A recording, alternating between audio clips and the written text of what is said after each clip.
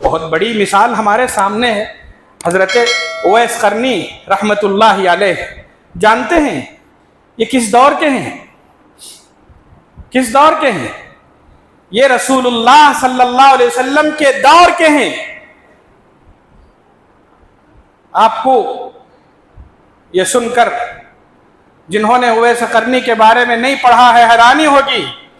رسول اللہ صلی اللہ علیہ وسلم کے زمانے میں رہنے کے باوجود رسول اللہ صلی اللہ علیہ وسلم کا دیدار نہیں کر سکے.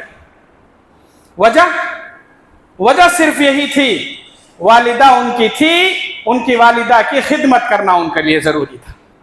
والدہ کی خدمت کے لیے یمن سے مدینہ نہ آ سکے. صحابیت کے درجہ انہوں نے کھو دیا تھا. رسول اللہ کو ایمان کی نظر سے دیکھ لینا صحابیت کے درجے پر پہنچنے کے برابر تھا. صحابی بن جاتے تھے، مگر صرف اور صرف والدہ کی خدمت کے لیے، والدہ کی خدمت کرنے کے لیے اللہ کے رسول تک نہ پہنچ سکے. رائے گاہ گئی محنت رائے گاہ نہیں گئی. اللہ تعالیٰ نے اس کے بدلے میں ان کو مستجاب الدعوات کا درجہ عطا فرمایا. مستجاب الدعوات کا مطلب یہ جو بھی اللہ سے مانگیں گے اللہ قبول کر لیں گے.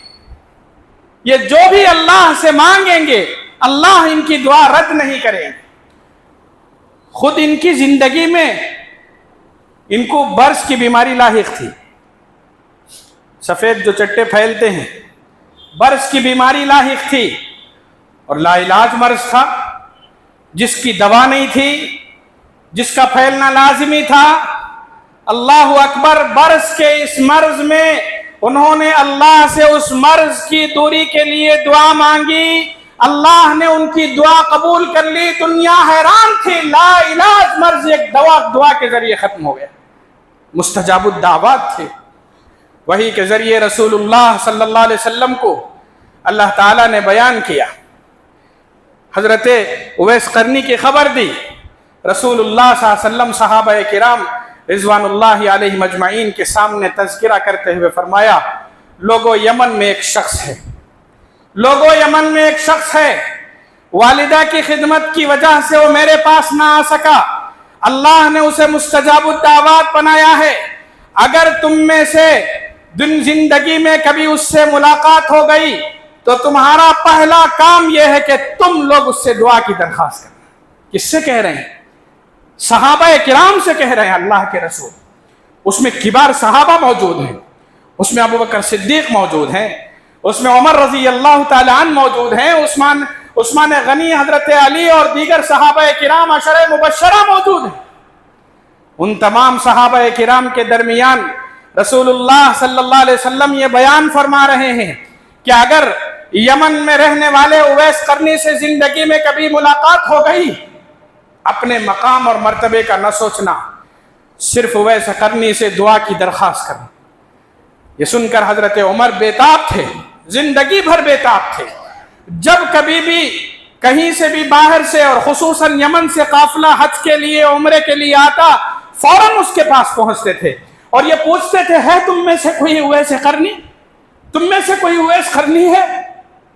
بار بار پوچھتے تھے، بار بار پوچھتے تھے، یہاں تک کہ ایک حج میں ان کے ملاقات ہو گئی.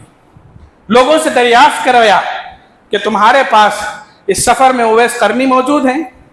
لوگوں نے کہا کہ ہاں اویس قرنی اس میں موجود ہیں، اس وفد میں، اس سفر میں موجود ہیں. فوراً ان کے پاس پہنچے. تھوڑی دیر کے لیے سوچ کر دیکھیے، یہ بیتابی، یہ بے قراری، یہ بے اطمینانی، یہ کس کے لیے؟ اس شخص کے لیے جس کے لیے رسول اللہ نے خوشخبری دی تھی کہ یہ مستجاب الدعوات ہے، اور یہ کہا تھا کہ اگر ملاقات ہو گئی دعا کی درخواست کرنا. وہاں کوئی ہیرے جواہرات نہیں تھے، وہاں لال و گوہر نہیں تھے، وہاں دنیا کی دولت تقسیم نہیں ہو رہی تھی، وہاں دنیا کے عہدے اور مراتب نہیں تھے. وہ ایک غریب انسان تھے، وہ ایک غریب انسان تھے جن کے پاس دنیا کی دولت نہیں تھی، آخرت کی دولت تھی. ان کے پاس پہنچے، ان سے پوچھا آپ اویس قرنی ہیں؟ کہا کہ ہاں میں اویس قرنی ہوں. پہنچتے ہی جا کر رسول اللہ کی خوشخبری سنائی. کہا کہ میں نے زبان رسالت سے یہ سنا ہے کہ آپ کو اللہ نے مستجاب الدعوات بنایا ہے اور ہمیں ہدایت دی ہے کہ جب کبھی بھی زندگی میں اویس قرنی سے ملاقات ہو دعا کی درخواست کرنا. میں آپ سے دعا کی درخواست کر رہا ہوں. صحابہ کرام میں سب سے بڑا دوسرا درجہ حضرت عمر کا تھا. ان کا کیا مقام، ان کا کیا مرتبہ، ان کا کیا رتبہ، کتنا بڑا اور کتنا بلند مرتبہ تھا اور رتبہ تھا ان کا. مگر اپنے مرتبے کو بھول کر رسول اللہ کے ارشاد کے مطابق حضرت اویس قرنی کے پاس پہنچے اور دعا کی درخواست کی. اب سوچ کر دیکھیے ان کو مستجاب الدعوات بننے کا جو بڑا رتبہ اور مرتبہ ملا وہ کیوں ملا؟ صرف والدہ کی خدمت. والدہ کی خدمت کے لیے انہوں نے رسول اللہ صلی اللہ علیہ وسلم کی خدمت اقدس میں حاضری نہیں دی اور رسول اللہ صلی اللہ علیہ وسلم کے پاس نہ پہنچ سکے. مگر اس کے باوجود اللہ تعالیٰ نے ان کے مقام اور مرتبے کو اس قدر بلند کیا کہ صحابہ کرام ان سے ملنے کے لیے تڑپ کر رہ گئے تھے.